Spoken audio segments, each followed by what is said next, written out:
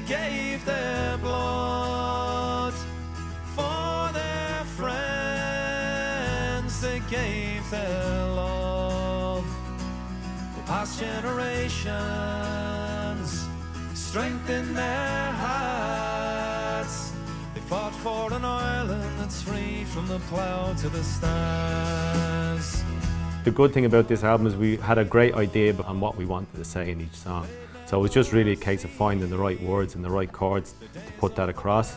So we wanted a song to kind of sum up everything but with a positive end, so kind of Plough to the Stars appears near to the end of the album. They came to the city from near and from far with thoughts of an Ireland is free from the Plough to the Stars. After the first 4 lines, you know what it's about. You know it's about the 1916 Rising.